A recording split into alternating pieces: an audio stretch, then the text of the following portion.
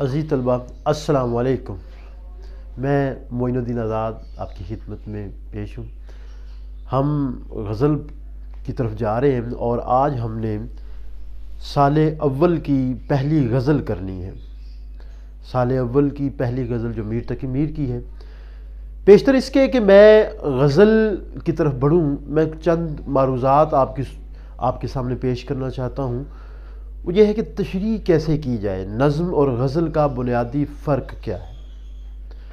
نظم مسلسل ہے جس میں آپ ایک ہی موضوع کو لے کے چلتے ہیں، جبکہ غزل کا ہر شعر ایک الگ اکائی ہوتا ہے، ایک الگ یونٹ ہوتا ہے، جس میں کئی جہتیں ہوتی ہیں، ملٹی ڈائمینشن ہوتا ہے، کئی پہلو ہوتے ہیں، اور غزل کی خوبصورتی بھی یہی ہے۔ اگر عشق حقیقی کی بات کی جا رہی ہے تو عین ممکن ہے کہ اگلا شعر جو ہے وہ شراب سے متعلق ہو، ساقی سے متعلق ہو، عین ممکن ہے کہ اس میں معاملہ بندی بھی آئے، اور کئی چیزیں ہیں جو اس میں آ سکتی ہیں۔ تو نظم اور غزل میں بنیادی فرق یہی ہے کہ نظم مسلسل ہوتی ہے، جبکہ جو غزل ہے وہ اس کا ہر شعر ایک الگ یونٹ ہے، ایک الگ اکائی ہے، اور اپنے اندر ایک معنی کا گہرا سمندر لیے ہوئے۔ اب ہم میر تقی میر کی طرف چلتے ہیں، ان کی غزل کی طرف چلتے ہیں۔ تو پہلا تعارف ذرا ہو جائے۔ میر تقی میر کو خدائے سخن اور سرتاج شعرائے اردو کہا جاتا ہے۔ مولوی عبدالحق نے ان کو سرتاج شعرائے اردو کہا۔ اردو شاعری میں اگر آپ 3 شاعر نکالنا چاہیں تو اس میں میر، غالب اور اکمال آپ کو نظر آئیں گے۔ میر تقی میر کی شاعری سب سے بہترین ہے، غزل خصوصی طور پہ، اور وہ اردو شاعری، اردو زبان کی پہچان بنے۔ ان کی شاعری میں آفاقیت اور ہماگیری ہے، فکر آخرت ہے، لیکن جو اہم چیز ہے وہ میر کا تصور غم ہے۔ میر تقی میر کی زندگی غم سے عبارت تھی۔ غم جانا، غم دوراں، غم روزگار، سب غم میر کے غم میں یکجا ہو گئے۔ میر کے ہاں دل اور دلی یکجا ہو گئے، دل کی طرف سے غم اور دلی کی طرف سے غم، دل اور دلی دونوں یکجا ہو گئے۔ اور یہی وجہ ہے کہ ایک کسی شاعر نے ٹریبیوٹ پیش کیا میر تقی میر کو بہت خوبصورت انداز میں۔ غزل جب میر کی پڑھتا ہے، ایک غزل میر کی پڑھتا ہے پڑوسی میرا، ایک نمی سی میری دیوار میں آ جاتی ہے۔ تو یہ غم ہے۔ پھر ان کا ناصحانہ انداز ہے، نصیحت کرتے ہیں۔ دلی کے نمائندہ شاعر ہیں اور دلی میں تباہی بربادی تھی، وہ ناصحانہ انداز کے ذریعے ہم تک بات پہنچاتے ہیں۔ استاد الاساتذہ ہیں، تمام شعراء نے ان کو استاد مانا ہے۔ میر کو خود بھی اس چیز کا ادراک تھا۔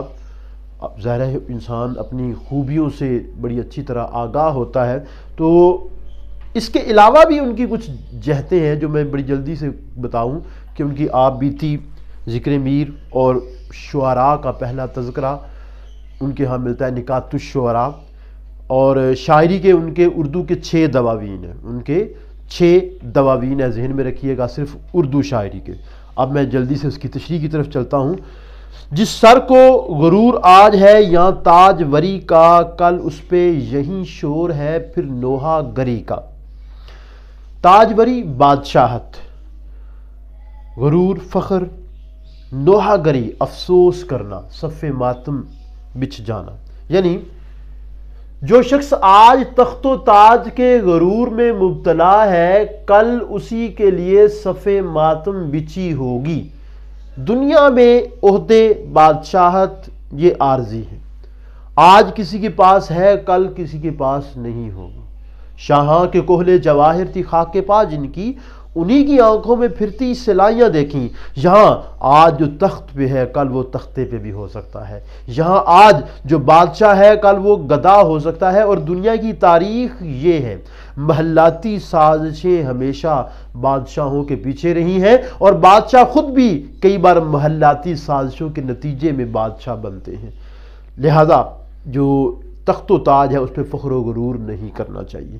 پھر محلاتی سازشوں کے علاوہ بین الاقوامی سازشیں بھی ہیں جو تختہ الٹنے میں جو ہے نا کردار ادا کرتی ہیں۔ موجودہ زمانے میں یہ چیز بہت زیادہ ہے۔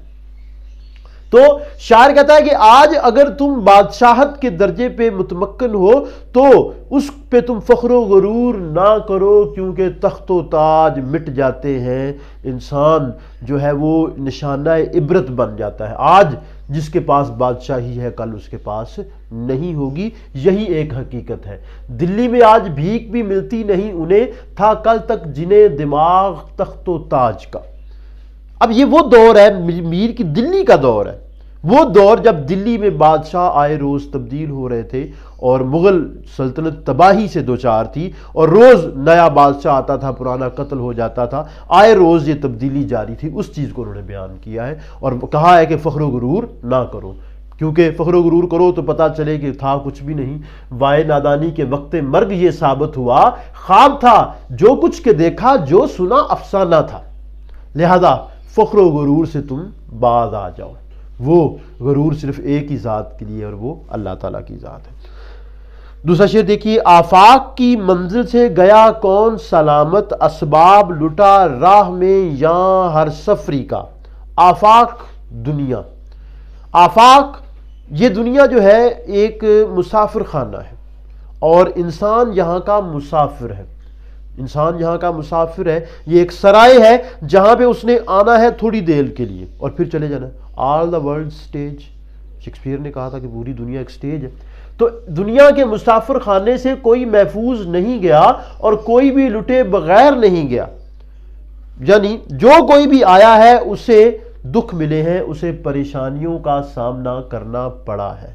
زندگی ہے یا کوئی طوفان ہے، ہم تو اس جینے کے ہاتھوں مر چلے۔ یہاں جو بھی آیا ہے اس کی خواہشات کا خون ہوا ہے، اس کی خواہشات پوری نہیں ہوئی، وہ غموں کے ساتھ حسرت کے ساتھ جہاں گیا ہے، اور کوئی بھی سلامت نہیں گیا، کسی کا گریباں سلامت نہیں گیا۔ باغ و دشتے جنو تھا کہ کبھی جس میں سے لالا و گل گئے ثابت نہ گریباں لے کر، تو یہاں سے کوئی بھی ثابت نہیں تھا۔ میر تقی میر کی اپنی زندگی غموں سے عبارت تھی بہت۔ اب دیکھیے بچپن میں والدہ، پھر والد، پھر منہ بولے چچا، اور پھر وہ جو ہے نا وہ اپنے ماموں کے گھر گئے، اور میر تقی میر پہ وہ ایام بھی آئے کہ انہیں گلی میں کتوں کے ساتھ سونا پڑا، گلی میں وہ بھی بیٹھے ہوئے ہیں آرام کر رہے ہیں اور وہ بھی کتے بھی وہیں پہ موجود ہیں۔ اس قدر ذلت اور معاشی حالات، معاشی تنگ دستی، غم دوراں، غم جانا، غم روزگار، یہ تینوں غم میر کے ساتھ ساتھ رہے، اور پھر دلی کی تباہی بھی۔ تو وہ کہتے ہیں کہ کوئی بھی لٹے بغیر یہاں سے واپس نہیں جاتا، سبھی کو دکھوں کا، پریشانیوں کا سامنا کرنا پڑتا ہے۔ اب ہم تیسرے شعر کی جانب چلتے ہیں۔ اب یہاں ایک چیز میں سمجھا دوں کہ عام طور پہ کہا جاتا ہے کہ جی شاعر عشق کی بات کرتے ہیں۔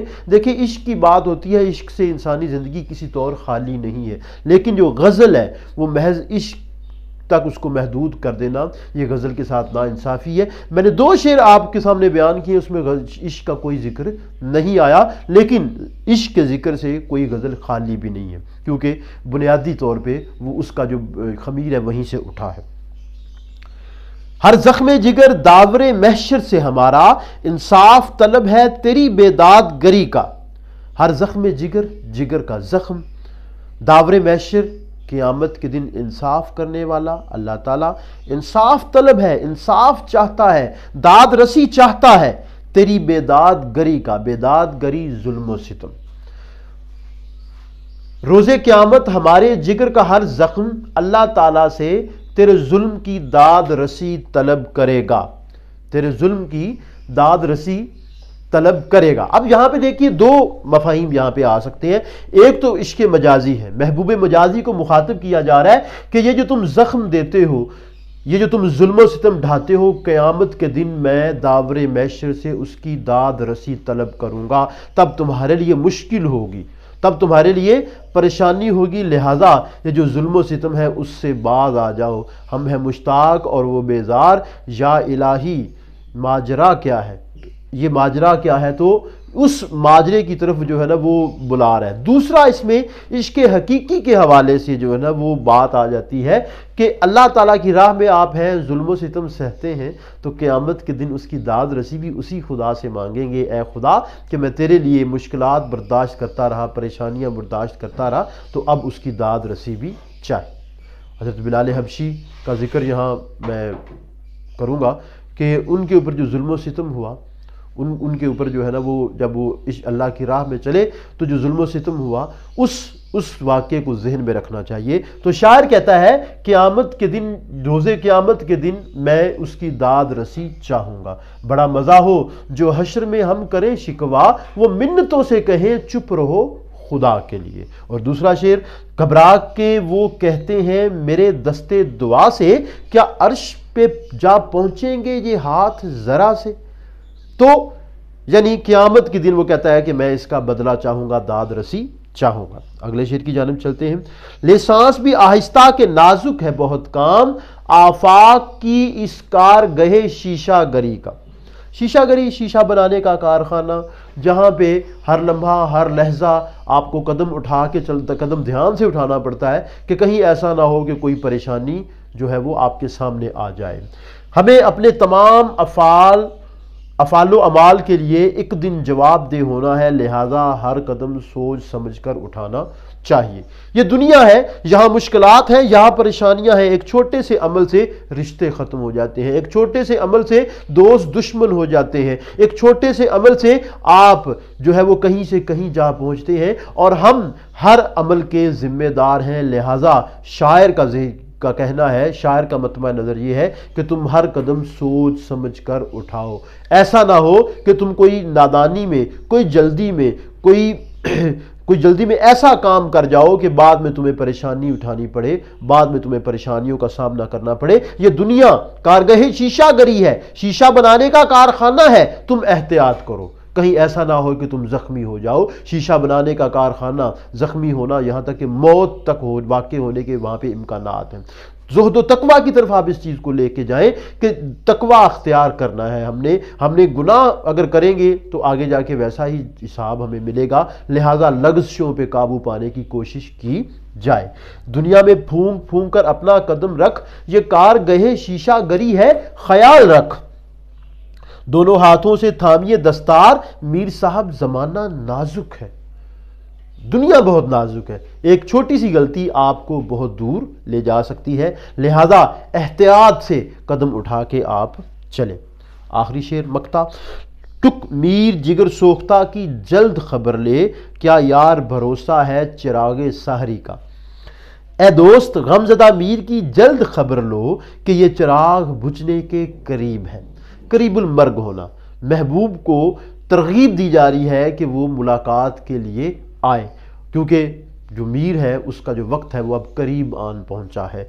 کوئی دم کا مہماں ہوں اے اہل محفل، چراغ سحر ہوں بجھا چاہتا ہوں، نہ جانا کہ دنیا سے جاتا ہے کوئی، بہت دیر کی مہرباں آتے آتے۔ تو میر تقی میر جو ہے وہ محبوب کو مخاطب کر رہے ہیں اور کہہ رہے ہیں کہ اب میرے جانے کا وقت ہو گیا ہے، اب تم ملاقات کے لیے آ جاؤ۔ میں نے مشکلات سہی ہیں، میں نے مشکلات کا سامنا کیا ہے، اذیت مصیبت اور ملامت بلائیں میرا مقدر ٹھہری ہیں، لیکن تم نے مسیحائی نہیں کی۔ اب تو تم آ جاؤ کہ اب جو حالات ہیں وہ خراب ہو گئے ہیں اور میں قریب المرگ ہوں، وہ وقت دور نہیں جب میں بجھ جاؤں گا، جب میں ختم ہو جاؤں گا، اس دنیا سے چلا جاؤں گا، تب تم خود کو ملامت کرو گے اور اس ملامت کا کوئی فائدہ نہیں ہوگا۔